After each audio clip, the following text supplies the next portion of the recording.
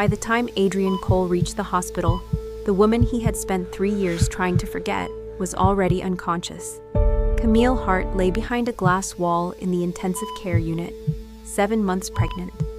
Her skin pale beneath the harsh white lights, her body connected to machines that measured and begged. And beside her bed, where her husband should have been, there was no one. No hand holding hers, only a nurse with tired eyes, a doctor with bad news, and a baby inside her fighting for one more heartbeat. Adrian stood there, frozen like the world had ended quietly, without asking his permission. The nurse who had called him touched his arm gently. "Mr. Cole," she whispered. Before she lost consciousness, yours was the last name she kept saying. Adrian could not breathe. For 3 years, he had told himself Camille was safer without him. He had believed that leaving her had been the greatest act of love he was capable of. He had handed her future to the one man he trusted more than anyone in the world, his best friend, his business partner, Julian Cross, the man who had promised to protect her, the man who had married her, the man who had now disappeared while she and her unborn child were dying. The doctor stepped forward. "Mr. Cole, the baby is in distress. The mother is septic. Her heart is under severe strain. If we don't operate now, we may lose both of them." Adrian turned slowly. "Where is her husband?" The room went silent. The nurse looked down. He said not to call him again. Something inside Adrian broke. It cracked deep and quiet, in that dangerous place where love becomes rage. He looked back at Camille through the glass, at the woman he had walked away from because he thought his love might one day steal her dream of motherhood. Then he looked at the empty chair beside her bed, and in a voice so calm it frightened the people around him, Adrian said, "I left her because I thought my love might hurt her." He stayed knowing his already had. 3 years earlier, Camille Hart laughed in the rain outside Adrian Cole's private office, like she did not know billionaires were supposed to be intimidating. That was the first thing Adrian loved about her. She was not impressed by his money. To Camille, Adrian was not the young billionaire investor everyone feared across boardrooms in Manhattan. Adrian had known women who wanted his name, women who smiled before he spoke, because wealth had already answered every question for them. Camille Hart was different. They fell in love slowly, then all at once.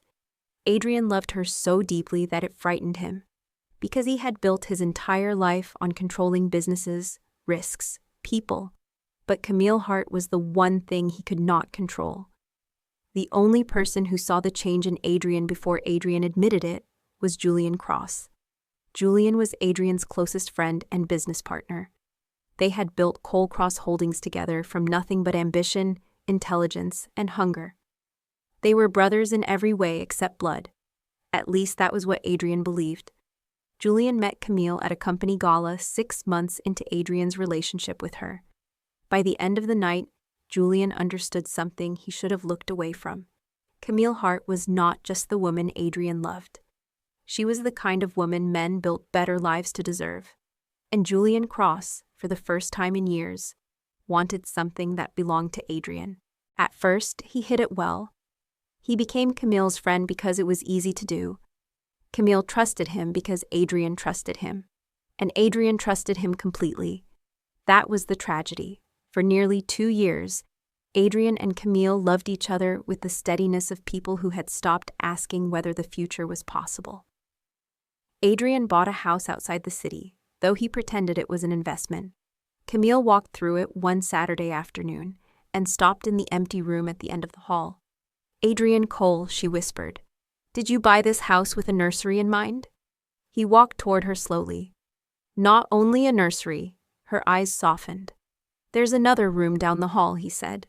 "Could be a playroom, or a study, or whatever they want it to be." "They?" He smiled. "You started this."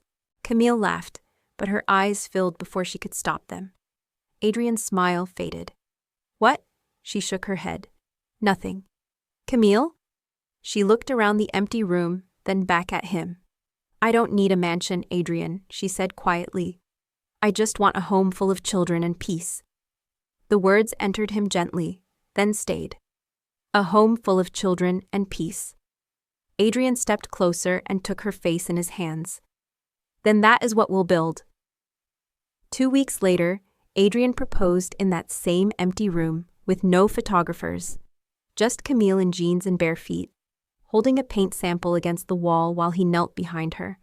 She turned and almost dropped the sample.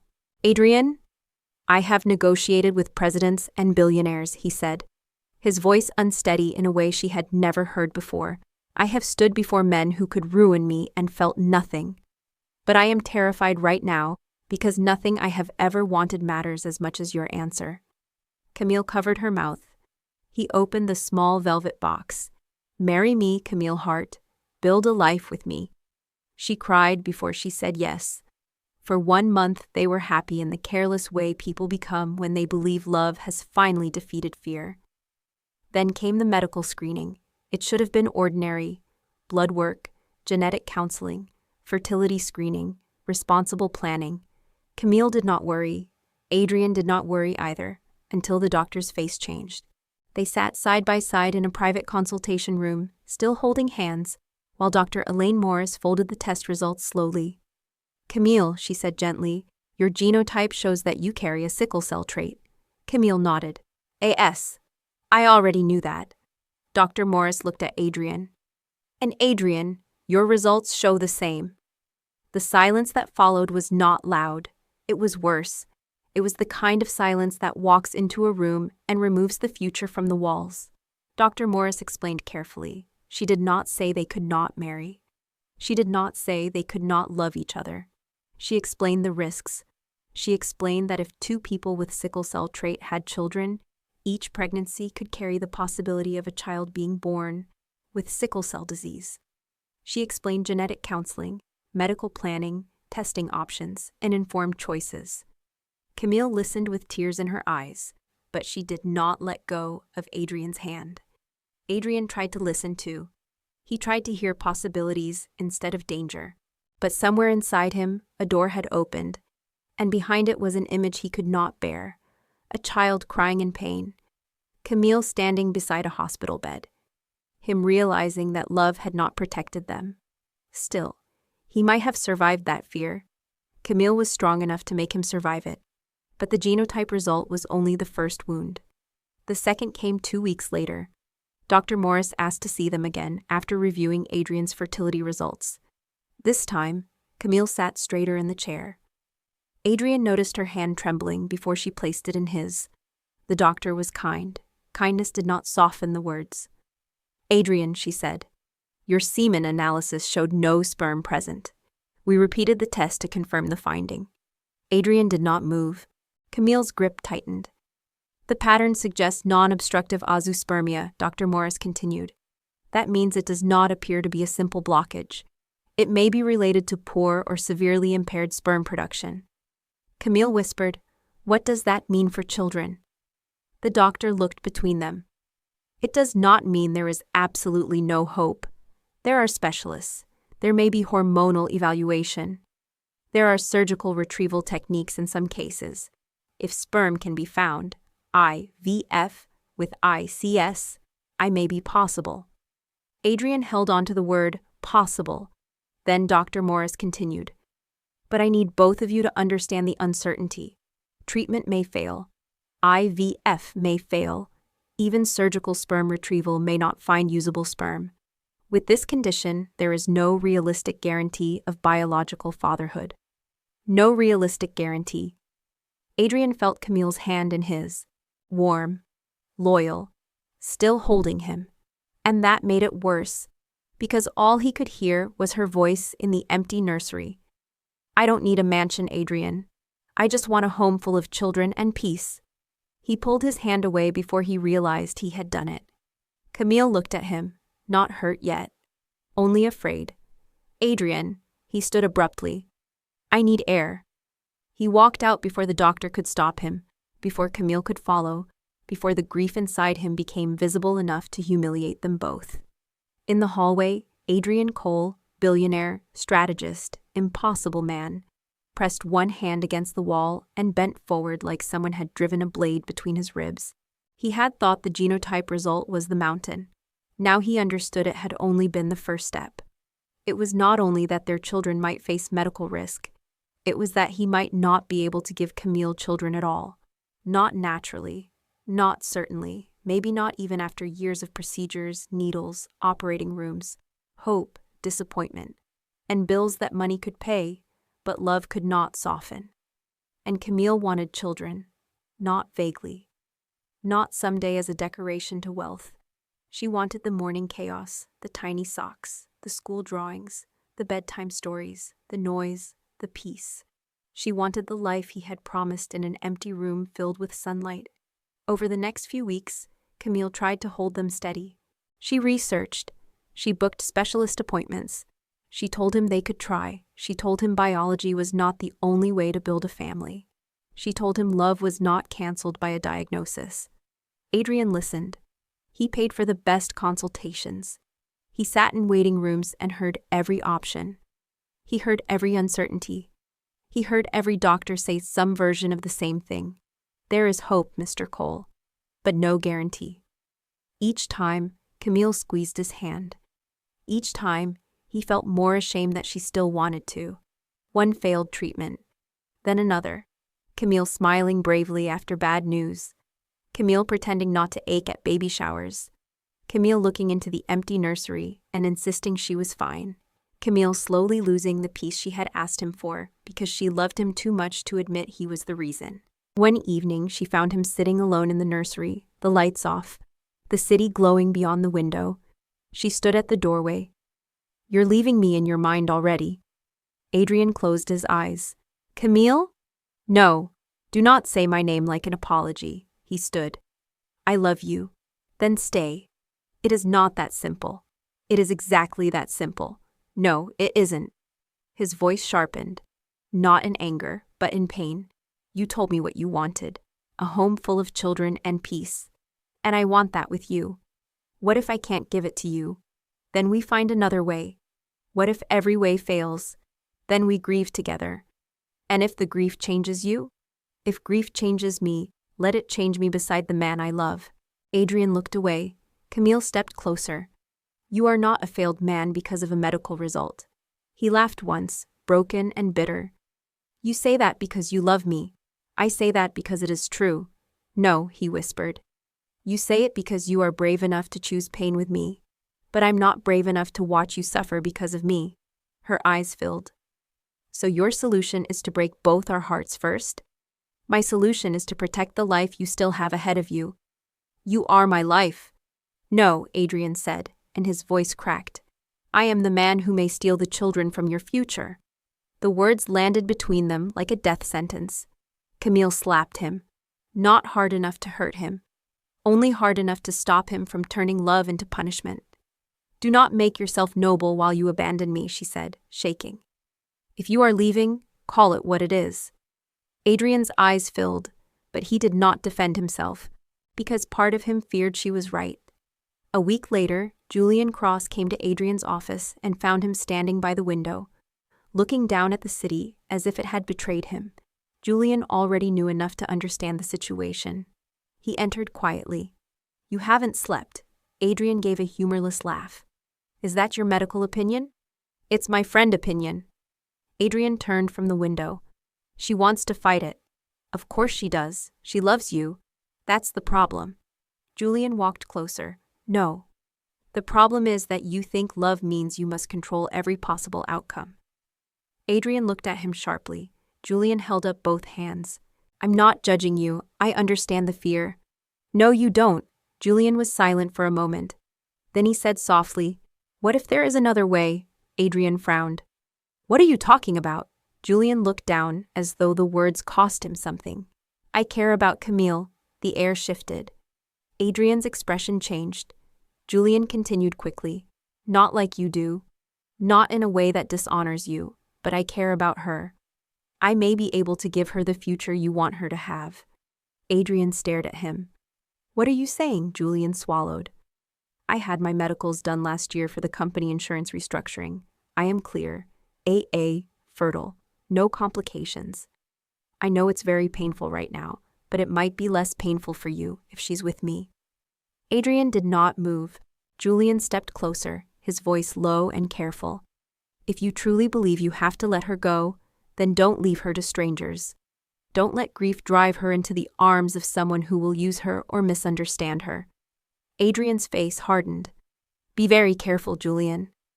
I am being careful, Julian said, because I know what she means to you. No, Adrian said quietly. You don't. Julian looked wounded, but not enough to stop. I would take care of her. Adrian laughed once, bitter and broken. You want me to hand you the woman I love? I want you to think about what happens after you leave. I haven't said I'm leaving. But you are, Julian said. You already left. Your body is just waiting to catch up. That hit too close. Adrian turned away. Julian softened his voice. If she's with me, she will have the chance at the life you're afraid to give her. And you will know she is safe. Safe. That word became the blade. Adrian wanted to hate him for saying it, but fear was already living inside him, feeding on every possible future, every failed procedure, and every empty nursery. Camille waiting and hoping. Camille wishing he had loved her enough to set her free. Julian placed a hand on his shoulder. I will never hurt her, he said. You have my word. Adrian closed his eyes. There are lies that sound false the moment they are spoken. And there are lies so perfectly shaped around your deepest fear that they feel like salvation. Julian's promise was the second kind. Camille did not accept it at first. When Adrian told her he was leaving the country for the Singapore expansion, she stared at him like he had become someone else. No, she said. Camille, no. I need you to listen. I listened to the doctor. I listened to your fear. I listened to your silence. I am done listening to you rehearse my abandonment. Adrian flinched. He deserved that. I am trying to do the right thing. The right thing would be staying and being afraid with me. He could not answer. Camille stepped closer, tears shining on her face. Look at me and say you don't love me. He looked at her. The room went still. Say it, she whispered. If you want to leave, give me that mercy. Kill the hope properly. Adrian's lips parted. No sound came. Because he loved her more than he had ever loved anything. Camille gave a broken laugh. You can't even lie well enough to free me. That was when Julian entered the story fully. Not as a villain, not yet. He came gently, patiently, respectfully. He visited Camille after Adrian left. At first, she refused to see him. Then she allowed him to sit in the living room for 10 minutes, then 20, then sometimes an hour. He never pushed. That was his art. He spoke of Adrian with reverence, not resentment. Months passed. Julian became the person who took her calls when grief became too heavy. He helped with her housing foundation. He appeared at events Adrian should have attended. He stood near her without demanding anything. But slowly, carefully, he began to plant the idea Adrian had left behind. A safe life. A family. Children. When Julian proposed after 9 months, Camille said no. When he proposed again 6 months later, she said, I don't love you that way. Julian smiled sadly. I know. Then why would you want this? Because love can grow, he said. And because I have enough for both of us until it does. That should have frightened her. Instead, it exhausted her. Grief had worn her down. Adrian had not called. Not once. So Camille did what broken people sometimes do when the person they love has convinced them they are the problem. She chose the life that looked safest. She married Julian Cross on a bright Saturday morning in a chapel filled with white roses. She wore ivory silk. Julian cried when he saw her. The guests said she looked beautiful. She did. But when she reached the altar, her eyes moved once to the doors behind everyone, as if some foolish part of her still expected Adrian Cole to walk in and stop the wedding. He did not.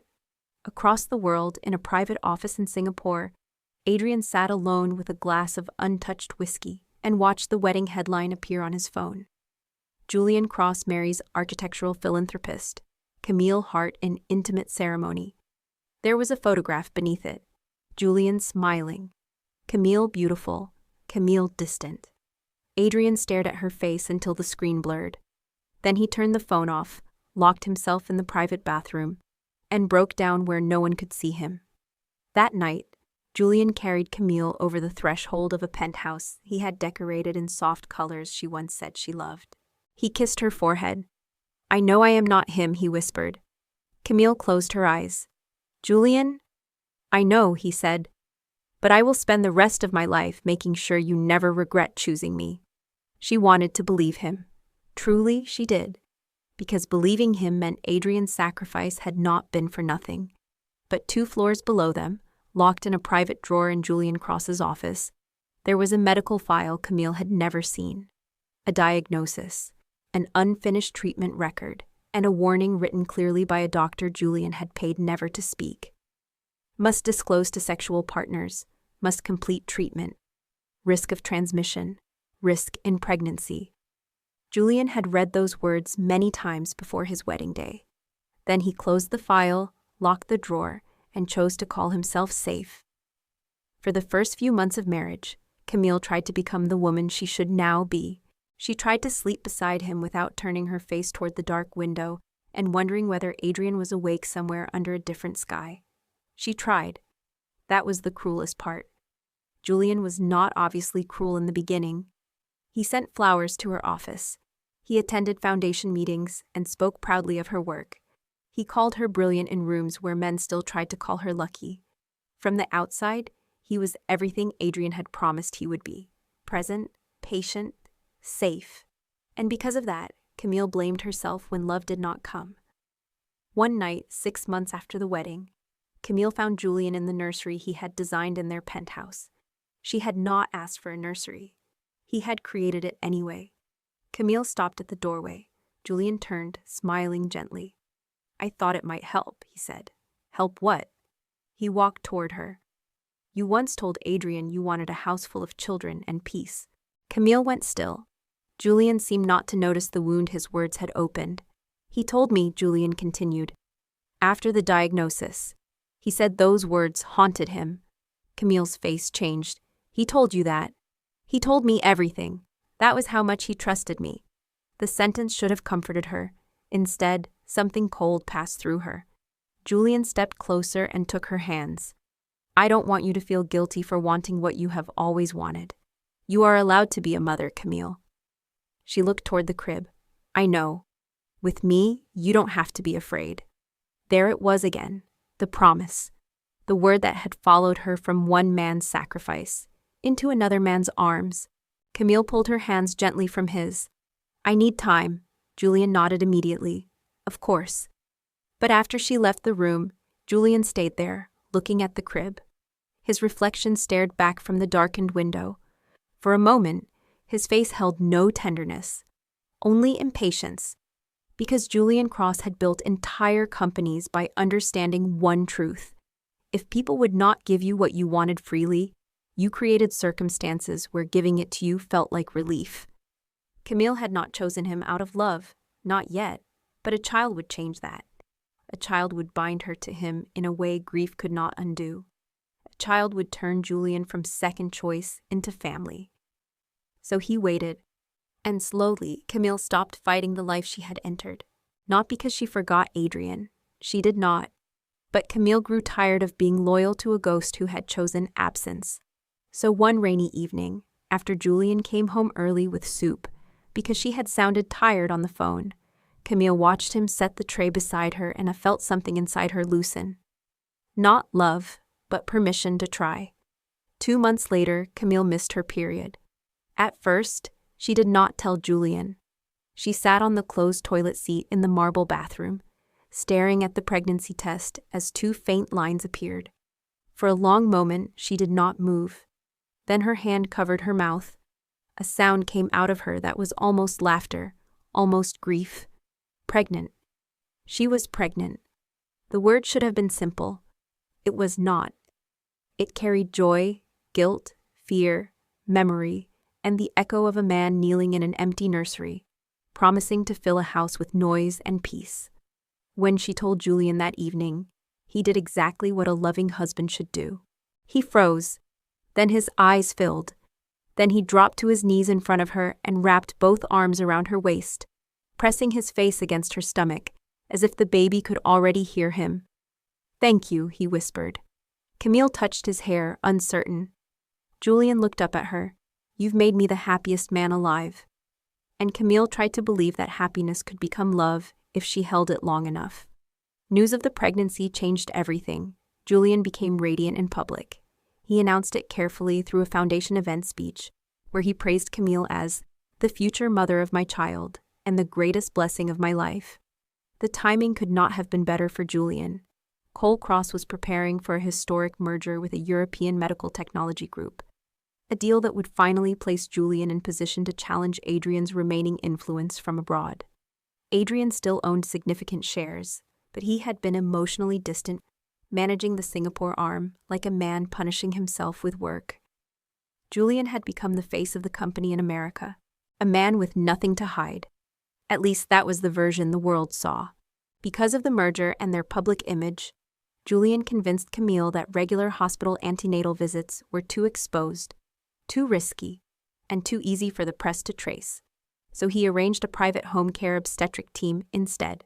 Camille believed it was protection. She did not know the doctor leading those visits was the same man Julian had already paid to bury the truth about his unfinished syphilis treatment. Then the symptoms began. At first, Camille excused them. Fatigue, headaches, rashes, body aches she blamed on pregnancy. When she mentioned them to Julian, his face changed for half a second. Then he smiled. "Pregnancy is hard on the body, sweetheart. I know, but this feels different. I'll call the doctor." He did not.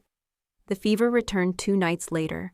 Camille woke trembling beneath the sheets, her skin hot, her nightdress damp with sweat. "Call Dr. Morris," she whispered. Julian hesitated. "She's out of town this week." "Then call another doctor." "I will." But instead of calling their regular physician, Julian brought in a private doctor Camille had never met. He checked her pulse and prescribed medication for fever. Camille frowned. "Shouldn't we run blood tests?" The doctor glanced at Julian. Julian answered before he could. If he thought it was necessary, he would say so. Camille looked at the doctor. "Do you think it's necessary?" The man adjusted his glasses. "Not at this stage. Let's observe for 48 hours. Camille did not like that answer, but she was tired. So tired. And Julian was standing behind the doctor with one hand resting protectively on the back of her chair, looking worried enough to be believed. So she obeyed. The symptoms eased, then returned worse. Camille was not foolish. Pain makes a woman attentive in ways comfort never does. One morning, while Julian was in the shower, his phone lit up on the dresser. A message appeared, from Dr. Harris. "Julian, delaying maternal testing is not advisable. If she is pregnant and untreated, the risk increases." Camille stared at the screen. Her heartbeat changed. Another message came in. "You told me few months ago treatment was completed. If it wasn't, she needs to be screened immediately." The bathroom door opened. Julian stepped out and stopped when he saw her holding his phone. The room went very quiet. Camille looked up. "What treatment?" Julian's face emptied before he recovered. "Camille." "What treatment, Julian?" He walked toward her slowly. "You shouldn't be reading my messages." She stood, one hand on her belly. "What treatment?" "It's not what you think." "You don't know what I think." "Then let me explain." "No, answer me first." Julian swallowed. "It was an old infection." Camille's blood went cold. "What kind of infection?" "Something from before you. Years before you." "What kind?" His jaw tightened. "Syphilis." The word struck her so violently she had to grip the edge of the dresser. For a moment, the room disappeared. Syphilis. She knew enough to understand the danger, not everything, but enough. Her hand moved instinctively over her stomach. "Were you treated?" Julian looked away. Camille's voice dropped. "Were you treated?" "I started treatment." Her breath caught. "Started?" "I thought it was resolved." "You thought?" "I had no symptoms." "You thought?" "Camille, calm down." The words did something terrible to her. Because there are moments when a woman stops being confused and begins to see the room clearly. Julian had delayed testing. Julian had chosen the doctor. Julian had controlled the appointments. Julian had known. She stepped back as if he had become contagious all over again. "You knew this before we married." It was in the past. You knew. I didn't think it mattered anymore. You knew. Julian's eyes flashed. Yes, he snapped. I knew, and I handled it. You infected me? We don't know that. You delayed my test because you knew? Because I knew you would panic. Camille stared at him. Panic? I was protecting you from fear. A broken laugh escaped her. Protecting me? Julian reached for her. She slapped his hand away. Don't touch me. His face hardened. Camille, listen to me. No. You are my wife. And you are a liar. He flinched. But she was not done. You stood in that nursery and told me I was safe with you. I wanted you to be. You let Adrian leave me because you said you could give me the life he couldn't. Julian's expression changed. There, that was the wound. Not guilt. Jealousy. Even now, with infection between them and their child at risk, Adrian's name could still cut him. Do not bring him into my marriage, Julian said quietly. Camille's eyes filled with fury. Your marriage was built on his sacrifice and your lie. Julian stepped closer. I stayed. You stayed because you wanted what belonged to him. You became my wife. Because you told us you were safe. I am the one who was here. You were here poisoning me. The words landed. For 1 second, Camille saw the man beneath the patience, the resentment beneath the charm, the hunger beneath the devotion. Then he pulled himself back together. We will fix this, he said. No, Camille whispered. Doctors will fix what they can, but you and I are finished. Something ugly crossed his face. You're pregnant with my child. Camille placed both hands protectively over her belly. This baby is innocent. And I am the father. You stopped being anything worthy of that word when you hid the truth. Julian went still.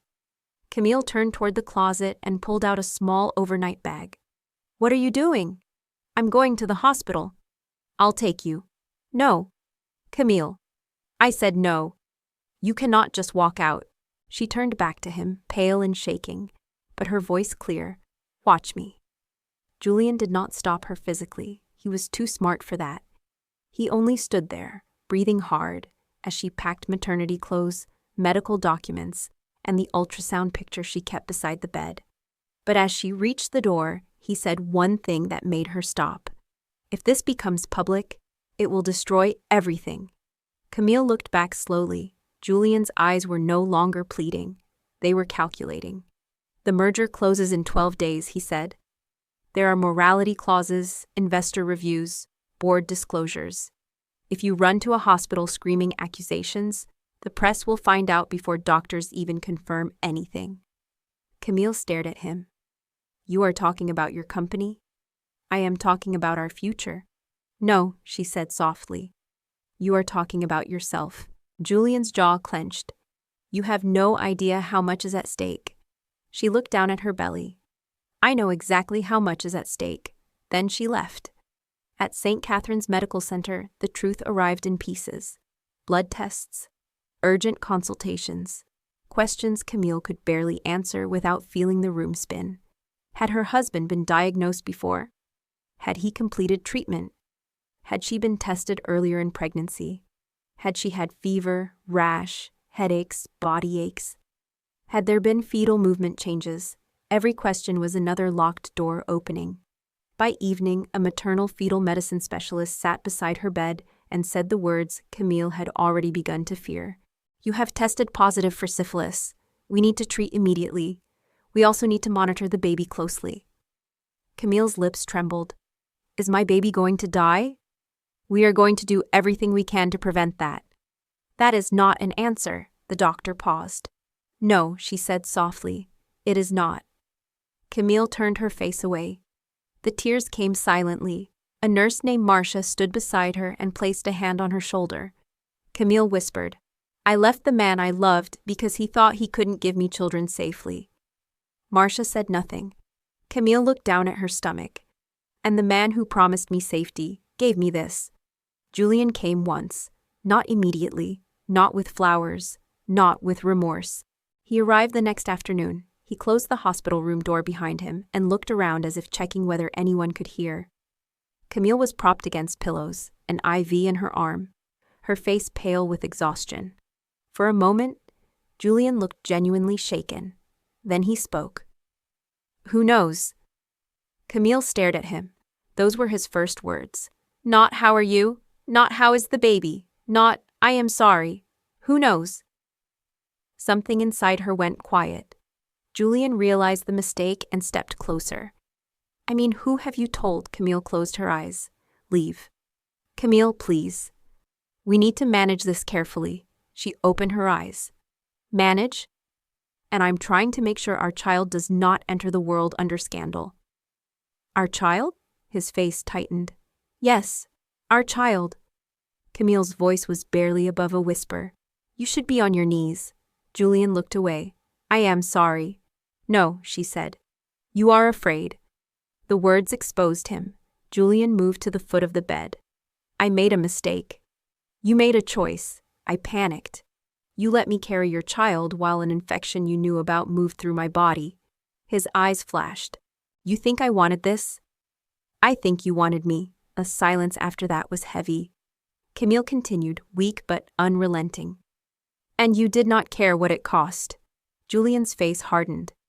"You want to make me the monster because it is easier than admitting you were never fully my wife." The words struck. Camille stared at him.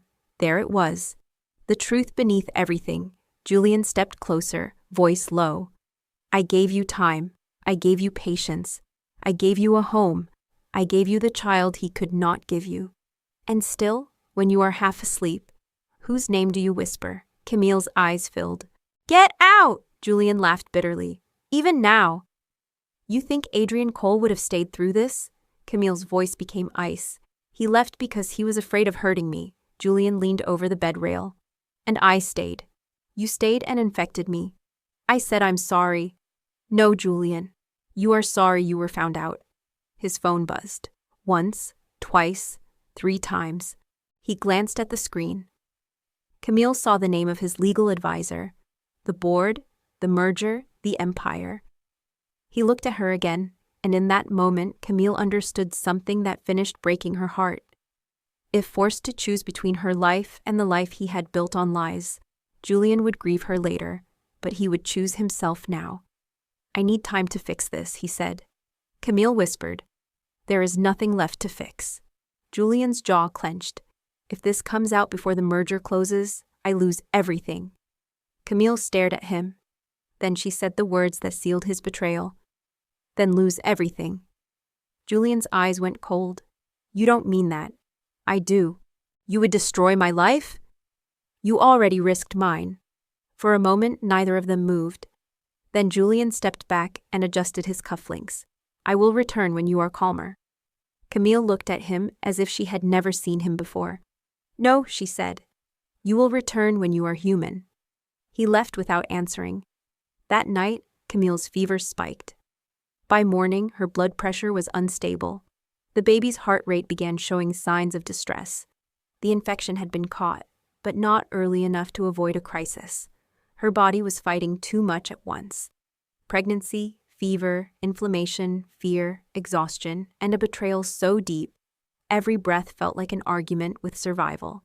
Doctors moved quickly, more tests, more fluids, more monitoring, more serious faces at the foot of her bed. Camille called Julian. Once, twice, 5 times. No answer. She texted him. "The doctor says you need to come." No reply. "Please, Julian. The baby." No reply. "I am scared." No reply. At 3 in the morning, while rain struck the hospital windows and machines beeped around her, Camille opened her contacts and scrolled past names that felt too distant. Her finger stopped on a number she had never deleted. Adrian. She had changed the contact name after the wedding, during one of those painful attempts to make herself loyal. It no longer said Adrian Cole. It said, "Adrian, don't call." Camille stared at it through fever-blurred eyes. Her thumb hovered. She did not press. Because what could she say? "I married your friend. He lied. I am pregnant. I am sick. I still think of you when I'm afraid. No." She locked the phone and placed it beside her pillow. But later, when the fever rose again and the pain sharpened low in her abdomen, she began to whisper without knowing it. At first, Nurse Marcia thought she was praying. Then she leaned closer. Camille's lips were dry. Her voice was barely there. Adrian. Marcia touched her shoulder. Mrs. Cross? Camille's eyes moved beneath closed lids. Call Adrian. Who is Adrian, sweetheart? Tears slipped from the corners of Camille's eyes. Tell him. I'm sorry. Then her body arched suddenly. The fetal monitor changed. The room erupted. Nurses rushed in. A doctor called orders. Someone adjusted her oxygen. Someone pressed emergency buttons. Someone said the baby's heart rate was dropping. Camille tried to open her eyes. She could not.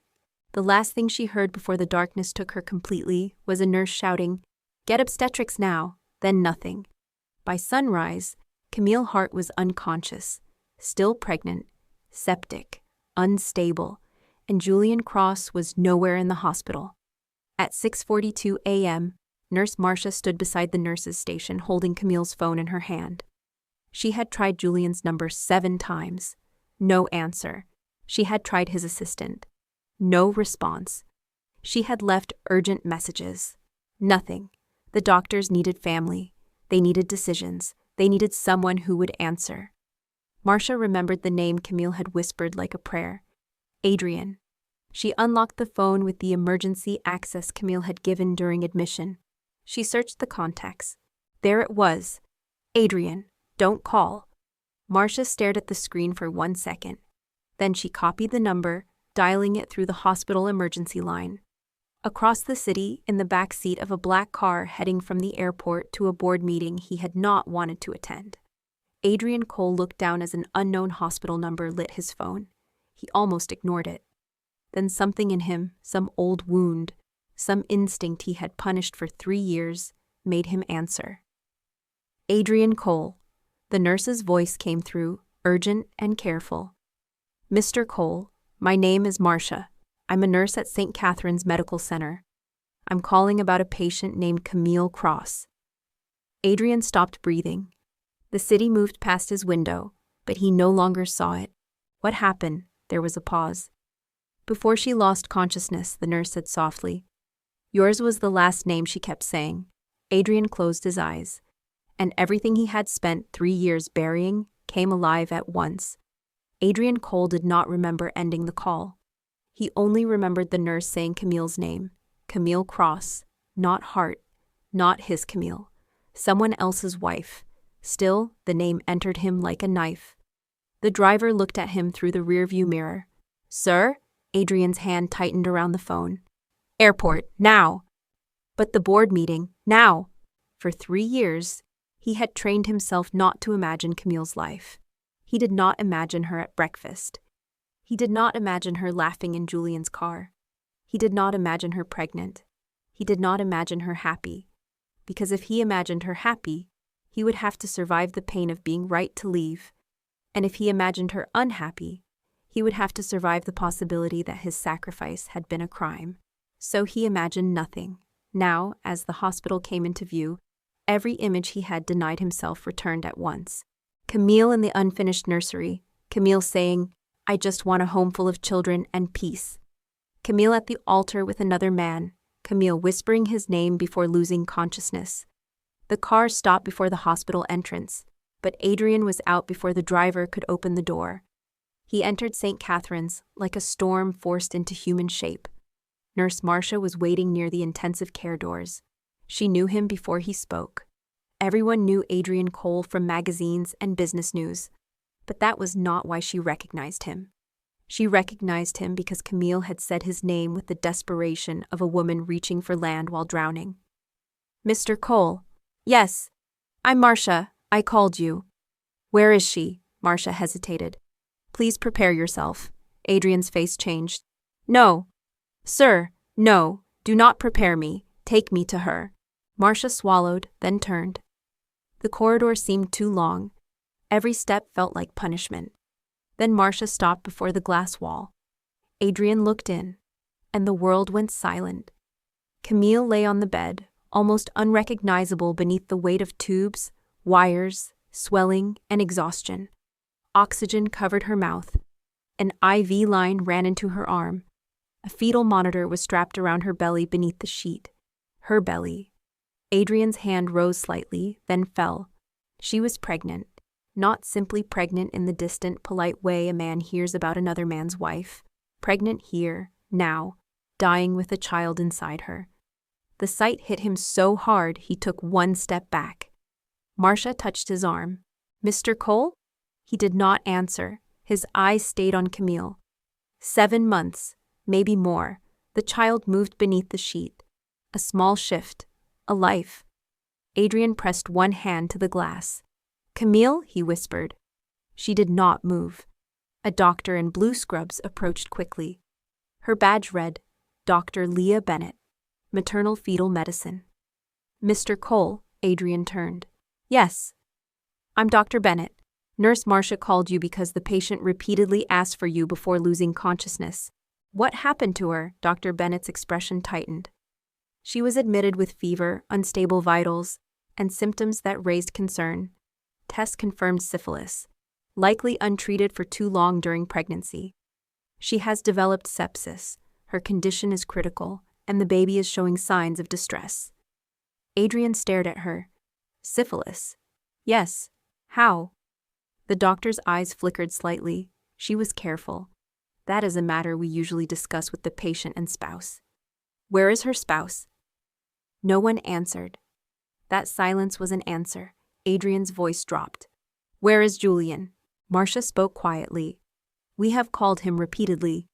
He answered once through his assistant and said he was unavailable." "Unavailable?" "He also said we should stop calling unless there was a legal requirement." Adrian went still.